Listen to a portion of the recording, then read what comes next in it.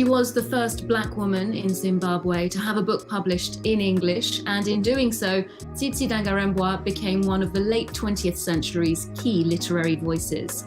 Her latest book, This Mournable Body, is the third in a trilogy that follows a young girl in post-colonial Rhodesia to womanhood in 21st century Zimbabwe. This powerful take on what it means to be female in an unforgiving society saw it shortlisted for this year's Booker Prize. Tsitsi joins us now to tell us more. Tsitsi Dangarembga, thank you so much for joining us. Now, your latest book, This Mournable Body, follows Tambudzai, the protagonist of your trilogy, as she navigates many complex emotional stages of her life, her adult life. There seems to be a feeling of trauma as well in this book. What sort of emotional baggage were you trying to explore? Olivia, I was trying to explore a lot of emotional baggage because Zimbabwe does have a lot of emotional baggage. We're a young country and we were born in 1980 after a long and very vicious liberation struggle in which many people died and lots of atrocities took place. And there was a lot of hope at independence, and that dissipated very quickly. And I was really shocked and sad at the way things changed and the way Zimbabweans changed. And so I wanted to find an explanation for this. A scene came into my mind, and it was the scene of a better off woman in her rural village in a situation where she makes her family, her mother and other female relatives, dance bare-breasted for tourists. And that for me was kind of like a metaphor for what I saw going on. And so I had to write the book around that idea. And I'm talking about Zimbabweans at a very difficult time of their history. And the protagonist, Tambudzai, is at a personal low when the book opens, and she's trying to scramble up the social ladder and failing miserably and doing some really quite detestable things as she tries to make a life for herself. And normally this would be the kind of character that one really doesn't want to have anything to do with, but there are reasons why people behave in that way. And if we look at those reasons, we can then begin to grieve and to mourn for people. Now, This Mournable Body has been shortlisted for the Booker Prize this year. Congratulations. What does this sort of accolade mean for you and for the artistic community that you belong to? Being shortlisted for the Booker Prize is absolutely immense for me. I cannot tell you how much it means because I've been writing for over 3 decades and I've never had this kind of recognition before. So I'm really happy that I have it now. And it's really changed my life. I now have an agent for the first time, someone who really wants to promote my work and is interested in my work. In terms of the artistic community and the writing community in Zimbabwe, that is a difficult one. Zimbabwe is under a lot of repression at the moment, and that means that only some people are recognized as the legitimate representatives of art and culture and literature. And so I am not one of them. What I do hope that this will do, though, is that my nomination will inspire other Zimbabweans to show that even if you don't have your own country behind you and the resources that would be useful for your career, there are ways that you can just persevere and continue and make things happen for yourself. You say that you were inspired by a 2015 essay by author Teju Cole called Unmournable Bodies, and that was published just a few days after the fatal attacks on the Charlie Hebdo staff here in Paris. Can you explain what resonated for you in his remarks? Yes, Teju Cole was writing about Charlie Hebdo and about Garissa. That was another massacre that occurred in Kenya around the same time as the Charlie Hebdo massacre. And he compared the kind of outrage and outpouring of grief that followed the Charlie Hebdo massacre with the kind of outpouring of grief that followed the Garissa massacre in Kenya, where hundreds of university students were killed. And he said that there seemed to be more outrage over the killings in Paris than the outrage over the killings in Kenya. And so that's where the title came from. It was about how we mourn for all bodies, not just some bodies. Now, the use of the second person, you, when recounting Tambudzai's experience is quite startling, very interesting for the reader. Why was it important for you to use that style, and what does it say about her identity? I was dealing with some really dark and difficult, challenging matter. And even as a writer, I found it difficult to write that matter in the first person.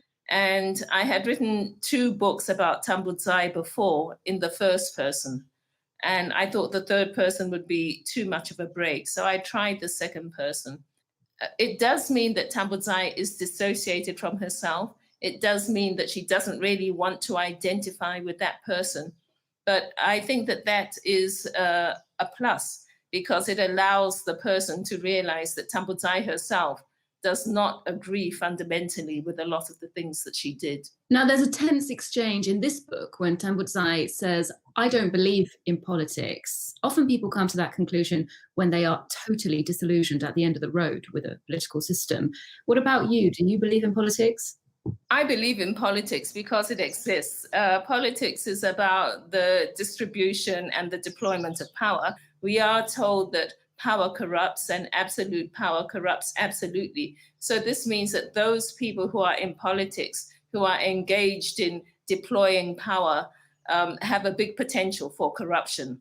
And corruption will not improve our lives. And I do believe that that is where it is up to the nation, the citizens, the people, to make sure that they hold those with political power to account. And so I do believe in citizen agency. I do believe in citizens engaging to make sure that power is deployed in the right way in society.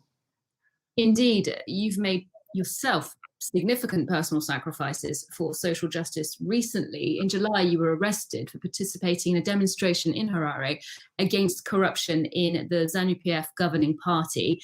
You were accused of inciting public violence. Now, why do you think a woman walking with a placard, as you were, represents a threat to the authorities? Because it is simply a person expressing their own ideas and showing agency. ZANU-PF is a government that has really thrived on repressing any kind of dissent, any kind of debate, any kind of questioning.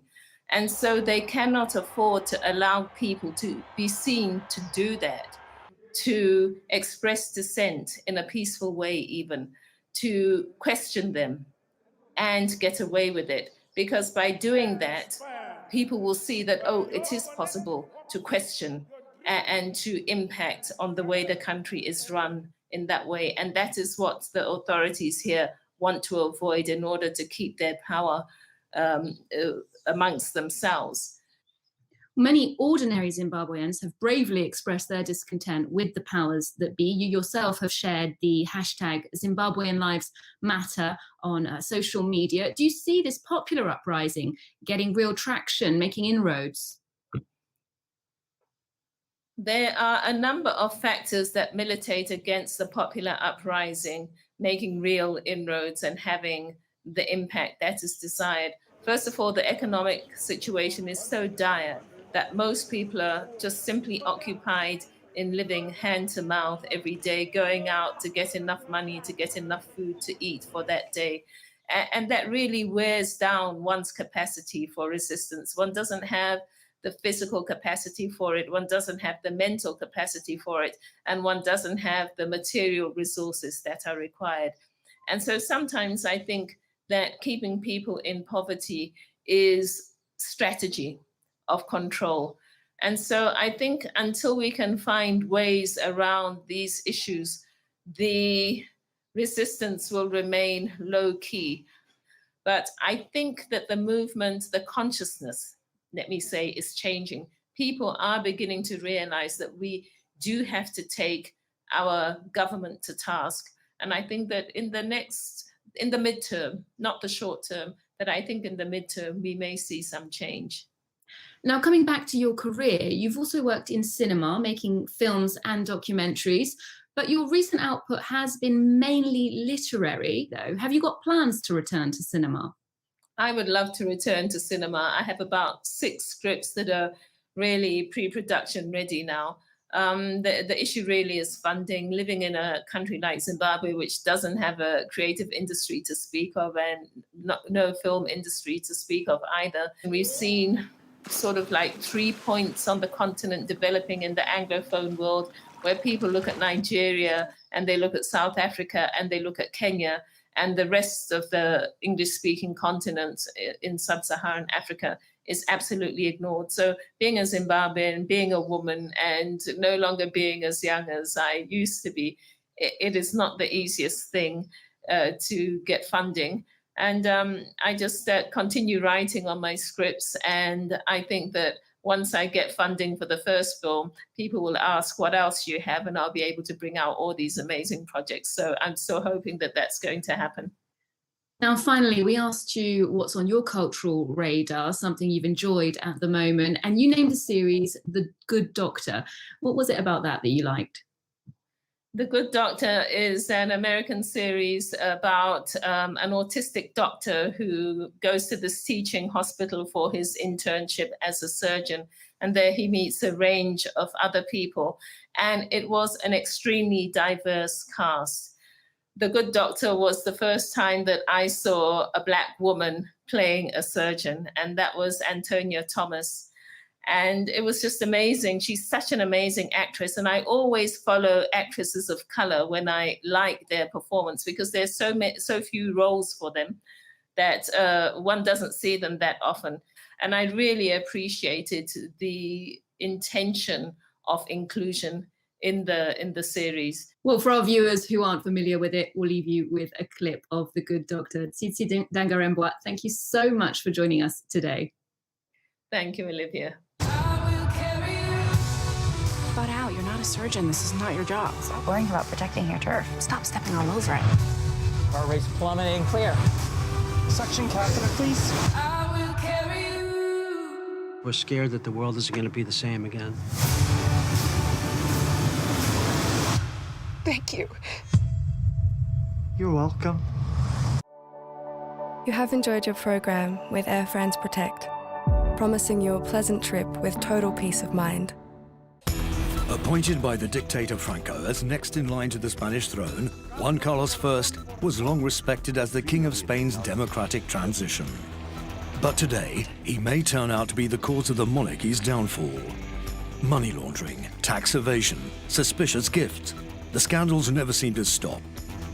He relinquished the throne and went into exile in the United Arab Emirates. Discredited and vulnerable, the monarchy is now supported only by a minority. For whatever reason, though, it doesn't seem unduly worried. Which poses the question, is it possible to envisage a third republic in Spain? Revisited, presented by Stuart Norval on France 24 and France24.com.